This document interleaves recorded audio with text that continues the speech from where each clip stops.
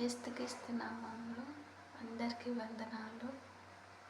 Jesus Christ ministry ద్వారా అందరికీ వందనాలు. Praise Lord. మనము కీర్తన ద్వారా చూసుకున్నాము కదా,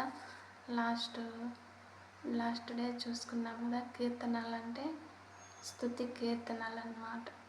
స్తుతి కీర్తనలు, దైవ కీర్తనలు గీతాల ద్వారా దేవుని మహిమపరిచే కీర్తనలు. ఈ కీర్తనల ద్వారా 1వ అధ్యాయం చూసుకుందాము.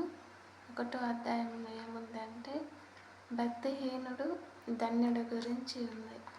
ఆ వాక్యం చూస్తున్నాం. దుష్టుల ఆలోచన చొప్పున నడవక, పాపల మార్గంలో నిలవక, అపహాస్యులు కూర్చుండు చోటను కూర్చుండక అని వాక్యం ఉందన్నమాట.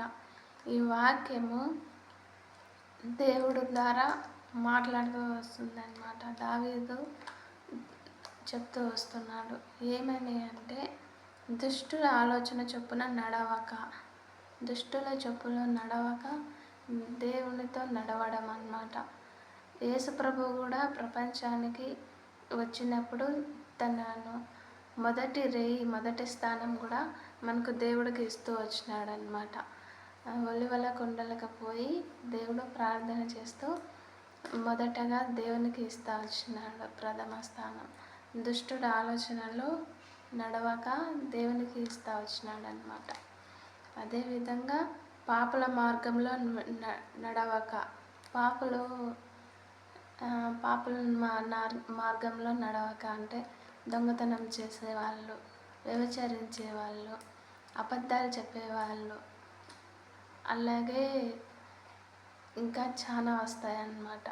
వాటి ద్వారా ఉండక దేవుడు ఎనీటైం దేవునితో నడుస్తూ వచ్చినాడు. ప్రతి క్షణము కూడా దేవుణ్ణి స్మరిస్తా, దేవుణ్ణి అడిగి దేవునితో నడుస్తూ వచ్చినాడు అనమాట. అదేవిధంగా అపహాస్యులు కూర్చుండే చోట కూర్చుండక, అపహాస్యకులు అంటే ఒకరిని ఎగతాళి చేయడం, ఒకరిని బాధించడం, ఒకరిని హింసించడం, ఆ విధంగా కూడా దేవుడు లేడనమాట. వాళ్ళ కూర్చుండే చోట కూడా కూర్చోలేదు. ఎనీటైం దేవుని దగ్గరే, దేవుడి సన్నిధానంలో కూర్చొని దేవుని మహిమపరుస్తా, దేవునితో మాట్లాడుతూ వచ్చినాడు అనమాట. ఆ విధంగా ధన్యుడు అంటే క్రీస్తు. ఆ విధంగా దేవుడు ధన్యుడిగా ఉన్నాడు. రెండో వ్యక్తి ఎవరు? దేవుణ్ణి భయం ఉండదన్నమాట. దేవుడు ఉన్నాడు, దేవుడు చూస్తున్నాడు అని చూడకుండా ఉండే అతడు, దేవునితో ఉండకుండా ఉండేవాళ్ళు దేవునికి భయపడారనమాట. ఎవరు? వాళ్ళు పేరెంట్స్ని కూడా లెక్క చేయరు. వెనుక ముందు చెల్లెళ్ళు అక్కలు అయితేనేమి, అన్నతమ్ముళ్ళు అయితేనేమి వారితో కూడా సరిగ్గా ఉండరు. ఆ విధంగా ఉంటారు. దేవునికి వాళ్ళు పేరెంట్స్కి ఇవ్వరు, అట్లా దేవునికి మహిమపరచారనమాట. ఆ విధంగా ఉండేవాళ్ళు భక్తిహీనులు అన్నమాట. ధన్యుడిలాగా మనం ఉండాలి. ఈ వచనాన్ని దేవుడు ప్రార్థన చేసుకుందాము. దేవా, దయగల తండ్రి, నీకే స్తోత్రం. నేను ఉదయకాల సమయంలో ప్రార్థిస్తుండగా మీరు ఏ విధంగా ఒలివ కొండల దగ్గర ఉండి ప్రార్థన చేస్తూ వచ్చినారో, అలాగే తండ్రి ప్రభువా, మంచి నడవక ఏ విధంగా నడుస్తూ వచ్చినాడు, అపహాస్యులు కూర్చుండే చోట కూర్చుండకుండా ఉన్నారో అట్టి భాగ్యాన్ని మాకు కూడా ప్రసాదించండి. మేము నీతో నడచాలా, నీతో మాట్లాడాలా. అట్టి ధన్యత కృపను అనుగ్రహించమని యేసయ్య నామములో అడిగి ప్రార్థిస్తున్నాం తండ్రి. ఆమేన్. అందరికీ ప్రైజ్ లార్డ్ అండి. మీరు కూడా దేవుని చిత్తానుసారం నడవాలని కోరుకుంటున్నాను.